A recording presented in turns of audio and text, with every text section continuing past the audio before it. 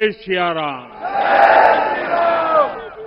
उत्तर प्रदेश की राज्यपाल आनंदीबेन पटेल, राष्ट्रीय स्वयंसेवक संघ के परम पूजनीय सरसंघ चालक डॉक्टर मोहन भागवत जी, उत्तर प्रदेश के मुख्यमंत्री योगी आदित्यनाथ जी, श्री राम जन्मभूमि तीर्थ क्षेत्र ट्रस्ट के अध्यक्ष पूज्य महंत नृत्य गोपाल दास जी, पूज्य संत समाज, यहां पधारे सभी भक्तगण, देश और दुनिया से इस ऐतिहासिक पल के साक्षी बन रहे कोटि कोटि राम भक्त, देवी और सज्जनों, आज अयोध्या नगरी भारत की सांस्कृतिक चेतना के एक और उत्कर्ष बिंदु की साक्षी बन रही है। आज संपूर्ण भारत, संपूर्ण विश्व राममय है।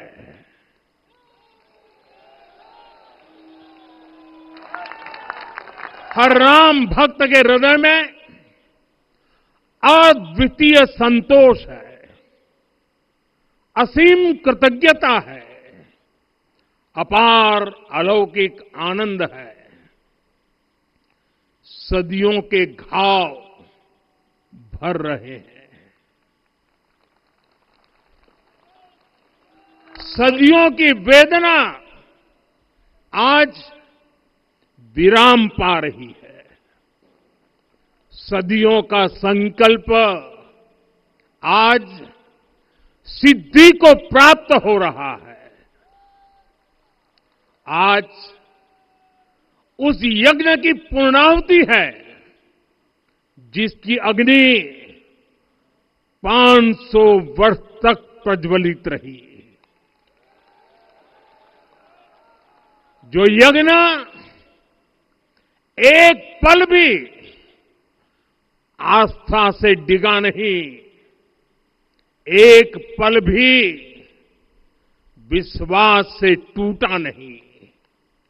आज भगवान श्री राम के गर्भगृह की अनंत ऊर्जा, श्री राम परिवार का दिव्य प्रताप इस धर्म ध्वजा के रूप में इस दिव्यतम भव्यतम मंदिर में प्रतिष्ठापित हुआ है। और साथियों, ये धर्म ध्वजा केवल एक ध्वजा नहीं, ये भारतीय सभ्यता के पुनर्जागरण का ध्वज है। इसका भगवा रंग, इस पर रचित सूर्यवंश की ख्याति, वर्णित ओम शब्द और अंकित कोविदार वृक्ष राम राज्य की कीर्ति को प्रतिरूपित करता है। ये ध्वज संकल्प है, ये ध्वज सफलता है, ये ध्वज संघर्ष से सृजन की गाथा है, ये ध्वज सदियों से चले आ रहे स्वप्नों का साकार स्वरूप है। ये ध्वज संतों की साधना और समाज की सहभागिता की सार्थक परिणति है। साथियों, आने वाली सदियों और सहस्त्र शताब्दियों तक ये धर्म ध्वज प्रभु राम के आदर्शों और सिद्धांतों का उद्घोष करेगा। ये धर्म ध्वज आह्वान करेगा, सत्यमेव जयते नानृतम, यानी जीत सत्य की ही होती है, असत्य की नहीं। ये धर्म ध्वज उद्घोष करेगा, सत्यम एक पदम, ब्रह्म सत्य धर्म प्रतिष्ठित, अर्थात सत्य ही ब्रह्म का स्वरूप है, सत्य में ही धर्म स्थापित है। ये धर्म ध्वज प्रेरणा बनेगा, प्राण जाए पर वचन न जाहि, अर्थात जो कहा जाए वही किया जाए। ये धर्म ध्वज संदेश देगा, कर्म प्रधान विश्व रची राखा, अर्थात विश्व में कर्म और कर्तव्य की प्रधानता हो। ये धर्म ध्वज कामना करेगा, बैर न विग्रह आस न त्रासा, सुखमय ताही सदा सब आशा। यानी भेदभाव, पीड़ा, परेशानी से मुक्ति, समाज में शांति और सुख हो। ये धर्म ध्वज हमें संकल्पित करेगा, नहीं दरिद्र को दुखी न दीना, यानी हम ऐसा समाज बनाएं जहां गरीबी न हो, कोई दुखी या लाचार न हो। साथियों, हमारे ग्रंथों में कहा गया है, आरोपितम ध्वजम दृष्ट्वा ये अभिनंदनित धार्मिका ते अपि सर्वे प्रमुच्यते महापातक कोटि भी, यानी जो लोग किसी कारण मंदिर नहीं आ पाते और दूर से मंदिर के ध्वज को प्रणाम कर लेते हैं, उन्हें भी उतना ही पुण्य मिल जाता है। साथियों, ये धर्म ध्वज भी इस मंदिर के ध्येय का प्रतीक है। ये ध्वज दूर से ही राम लला की जन्मभूमि के दर्शन कराएगा और युगों युगों तक प्रभु श्री राम के आदेशों और प्रेरणाओं को मानव मात्र तक पहुंचाएगा। साथियों, मैं संपूर्ण विश्व के करोड़ों राम भक्तों को इस अविस्मरणीय क्षण की, इस अद्वितीय अवसर की हार्दिक शुभकामनाएं देता हूं। मैं आज उन सभी भक्तों को भी प्रणाम करता हूं, हर उस दानवीर का भी आभार व्यक्त करता हूं जिसने राम मंदिर निर्माण के लिए अपना सहयोग दिया। मैं राम मंदिर के निर्माण से जुड़े हर श्रमवीर, हर कारीगर, हर योजनाकार, हर वास्तुकार, सभी का अभिनंदन करता हूं। साथियों, अयोध्या वह भूमि है जहां आदर्श आचरण में बदलते हैं। यही वह नगरी है जहां श्री श्री राम ने अपना जीवन पथ शुरू किया था। इसी अयोध्या ने संसार को बताया कि एक व्यक्ति कैसे समाज की शक्ति से, उसके संस्कारों से पुरुषोत्तम बनता है। जब श्री राम अयोध्या से वनवास को गए तो वे युवराज राम थे, लेकिन जब लौटे तो मर्यादा पुरुषोत्तम बनकर के आए और उनके मर्यादा पुरुषोत्तम बनने में महर्षि वशिष्ठ का ज्ञान, महर्षि विश्वामित्र की दीक्षा, महर्षि अगस्त्य का मार्गदर्शन, निषाद राज की मित्रता, मां शबरी की ममता, भक्त हनुमान का समर्पण, इन सब की अनगिनत ऐसे लोगों की महत्वपूर्ण भूमिका रही है। साथियों, विकसित भारत बनाने के लिए भी समाज की इसी सामूहिक शक्ति की आवश्यकता है। मुझे बहुत खुशी है कि राम मंदिर का दिव्य प्रांगण भारत के सामूहिक सामर्थ्य की भी चेतना स्थली बन रहा है। यहां 7 मंदिर बने हैं। यहां माता शबरी का मंदिर बना है, जो जनजातीय समाज के प्रेम भाव और आतिथ्य परंपरा की प्रतिमूर्ति है। यहां निषादराज का मंदिर बना है। ये उस मित्रता का साक्षी है जो साधन नहीं, साध्य को, उसकी भावना को पूजती है। यहां एक ही स्थान पर माता अहिल्या है, महर्षि वाल्मीकि है, महर्षि वशिष्ठ है, महर्षि विश्वामित्र है, महर्षि अगस्त्य है और संत तुलसीदास है।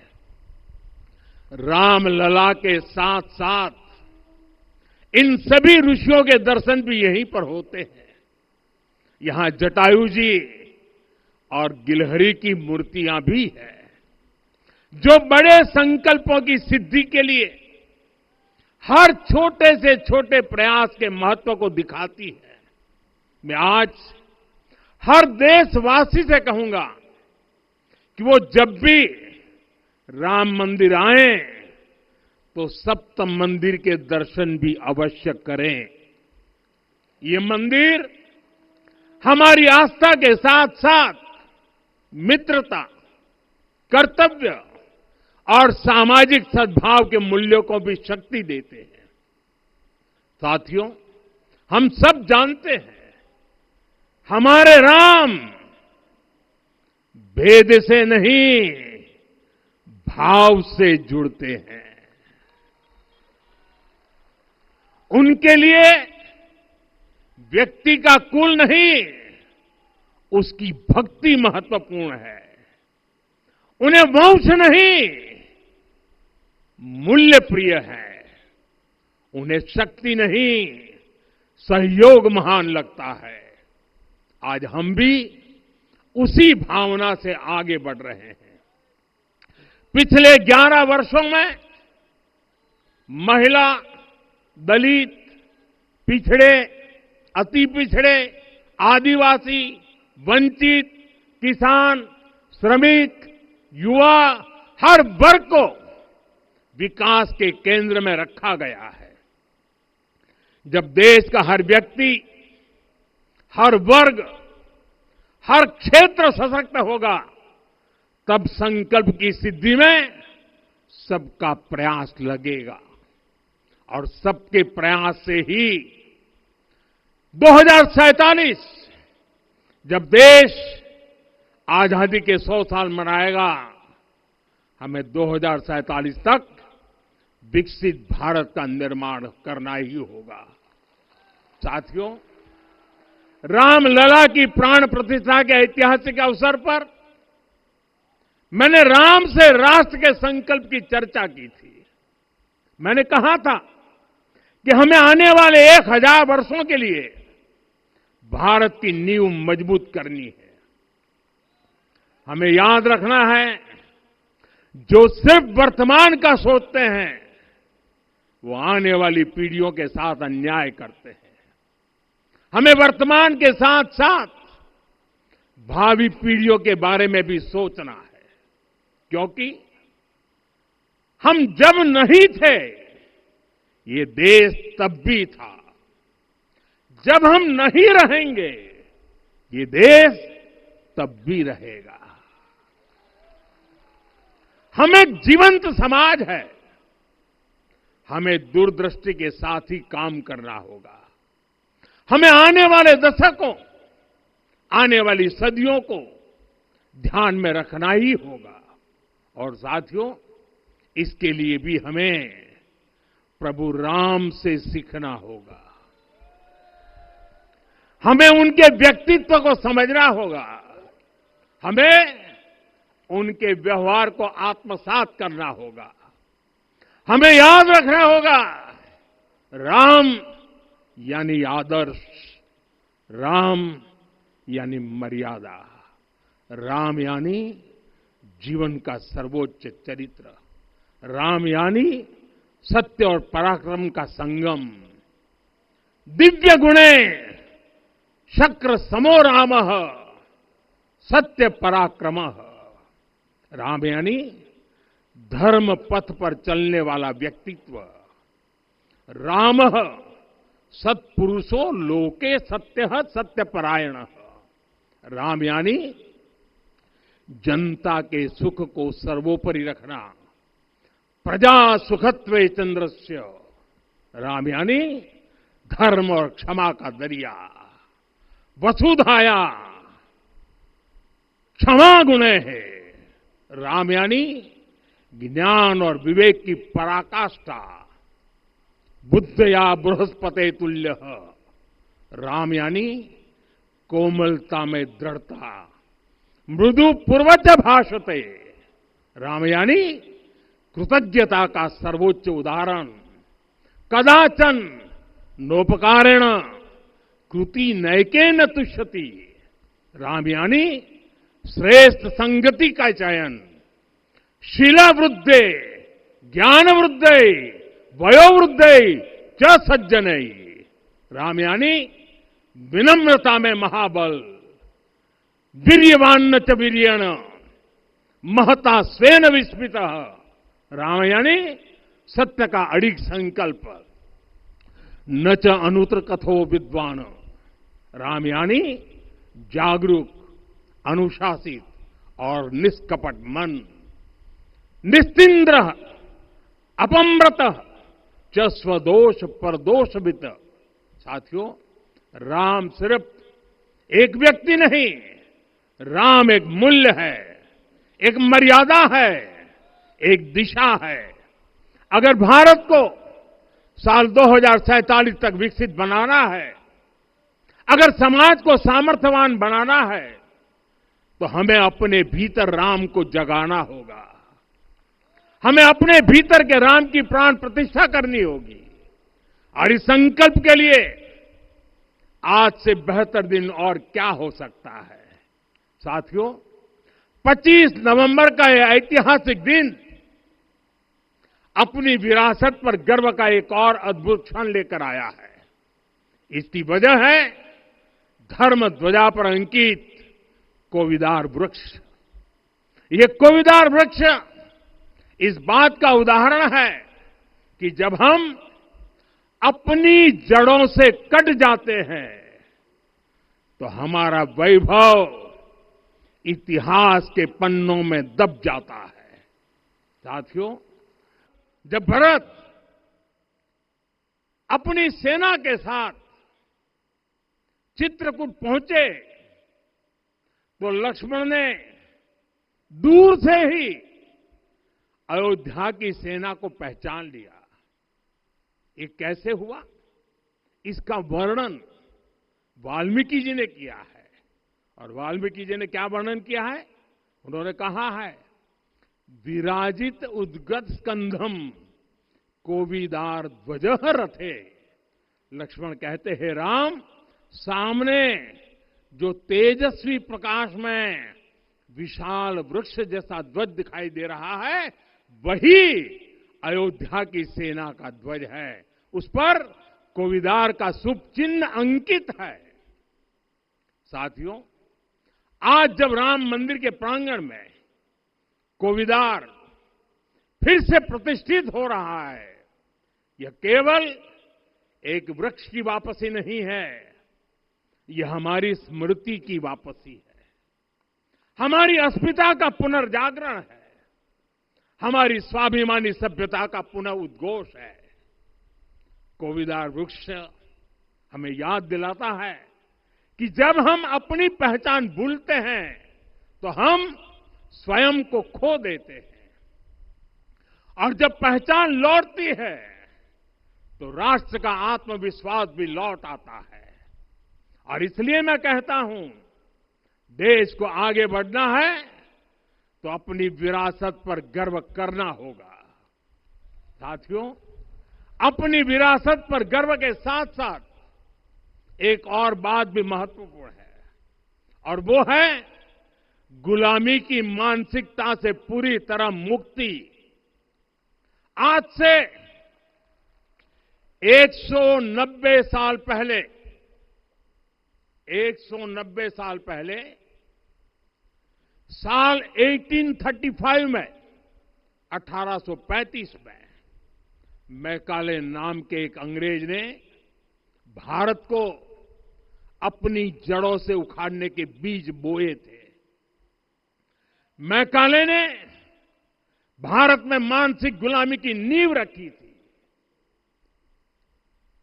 10 साल बाद यानी 2035 में उस अपवित्र घटना को 200 वर्ष पूरे हो रहे हैं।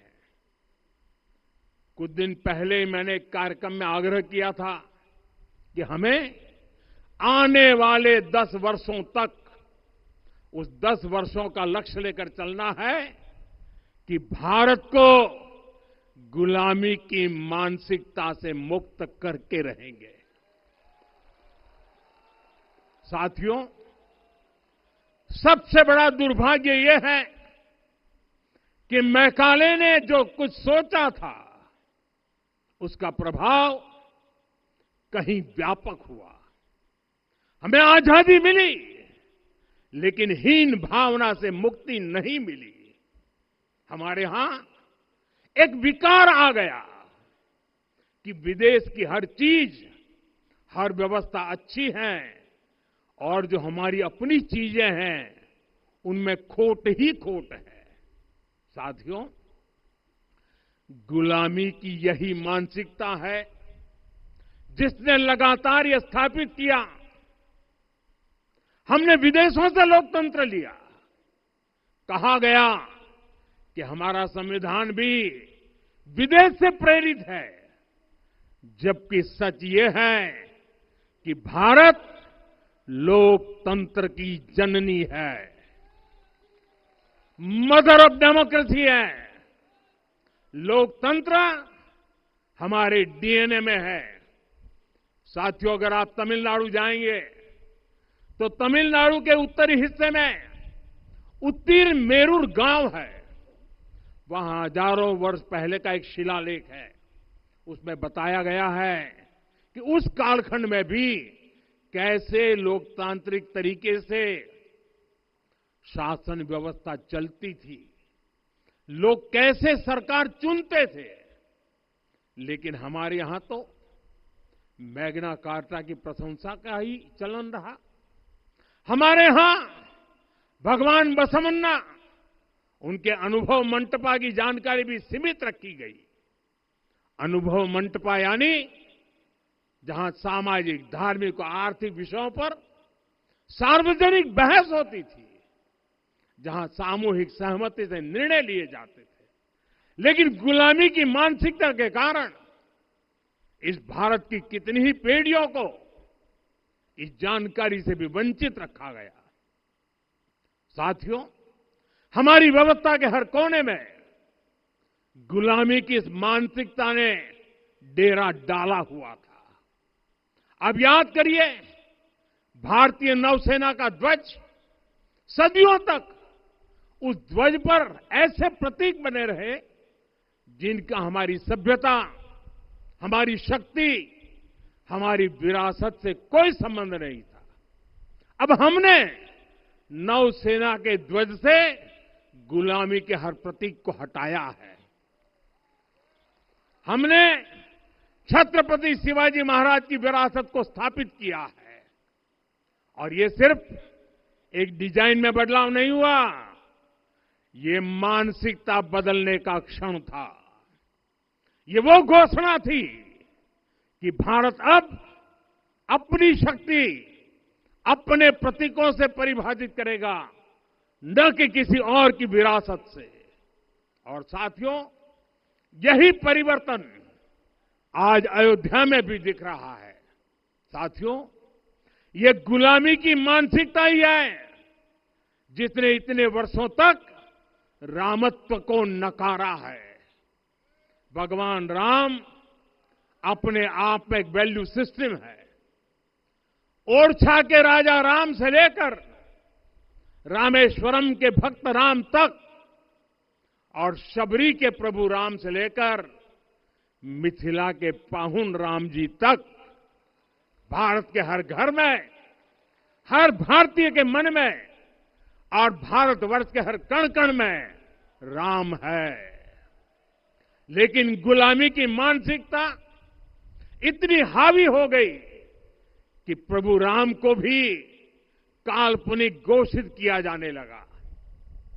साथियों, अगर हम ठान ले अगले 10 साल में मानसिक गुलामी से पूरी तरह मुक्ति पा लेंगे और तब जाकर के ऐसी ज्वाला प्रज्वलित होगी, ऐसा आत्मविश्वास बढ़ेगा कि 2047 तक विकसित भारत का सपना पूरा होने से भारत को कोई रोक नहीं पाएगा। आने वाले 1000 वर्ष के लिए भारत की नींव तभी सशक्त होगी जब मैकाले की गुलामी के प्रोजेक्ट को हम अगले 10 साल में पूरी तरह ध्वस्त करके दिखा देंगे।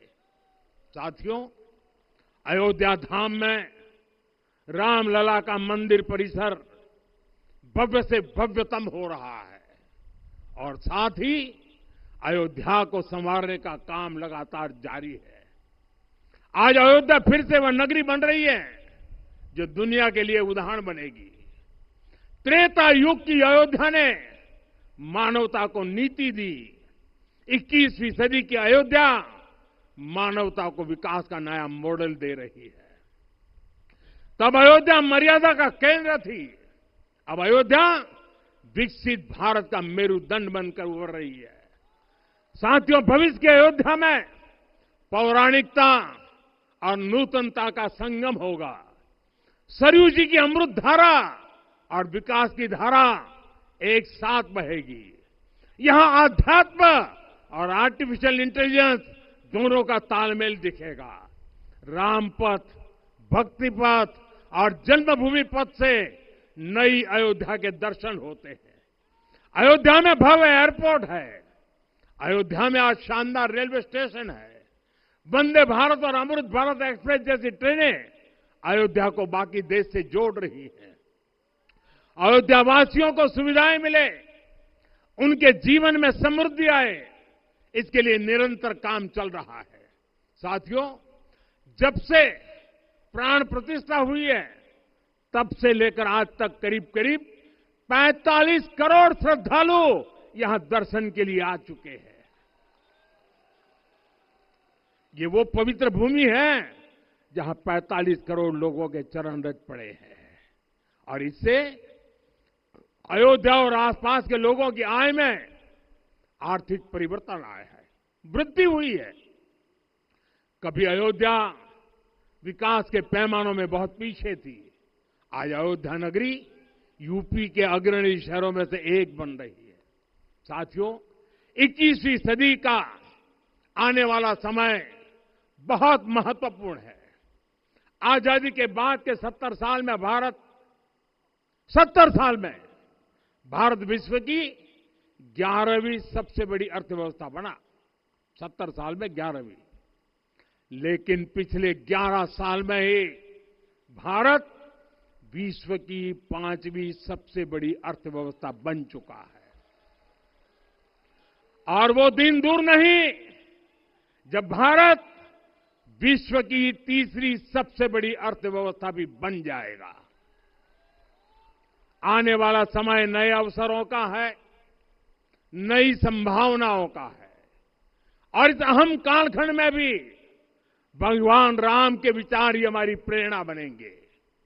जब श्री राम के सामने रावण विजय जैसा विशाल लक्ष्य था, तब उन्होंने कहा था, सौरज धीरज ते ही रथ चाका, सत्यशील दृढ़ ध्वज पताका, बल विवेक दम परहित गोरे, क्षमा कृपा समता रजु जोरे। यानी रावण पर विजय पाने के लिए जो रथ चाहिए, शौर्य और धैर्य उसके पहिए हैं, उसकी ध्वजा सत्य और अच्छे आचरण की है, बल, विवेक, संयम और परोपकार इस रथ के घोड़े हैं। लगाम के रूप में क्षमा, दया और समता है जो रथ को सही दिशा में रखते हैं। साथियों, विकसित भारत की यात्रा को गति देने के लिए ऐसा ही रथ चाहिए, ऐसा रथ जिसके पहिए शौर्य और धैर्य हो, यानी चुनौतियों से टकराने का साहस भी हो और परिणाम आने तक दृढ़ता से डटे रहने का धैर्य भी हो। ऐसा रथ जिसकी ध्वजा सत्य और सर्वोच्च आचरण हो, यानी नीति, नियत और नैतिकता से समझौता कभी न हो। ऐसा रथ जिसके घोड़े बल, विवेक, संयम और परोपकार हो, यानी शक्ति भी हो, बुद्धि भी हो, अनुशासन भी हो और दूसरों के हित का भाव भी हो। ऐसा रथ जिसकी लगाम क्षमा, करुणा और संभाव हो, यानी जहां सफलता का अहंकार नहीं और असफलता में भी दूसरों के प्रति सम्मान बना रहे। और इसलिए मैं आदरपूर्वक कहता हूं, ये पल कंधे से कंधा मिलाने का है, ये पल गति बढ़ाने का है। हमें वो भारत बनाना है जो राम राज्य से प्रेरित हो, और ये तभी संभव है जब स्वयं हित से पहले देश हित होगा, जब राष्ट्रहित सर्वोपरि रहेगा। एक बार फिर आप सभी को बहुत बहुत शुभकामनाएं देता हूं। जय सिया राम, जय सिया राम, जय सिया राम।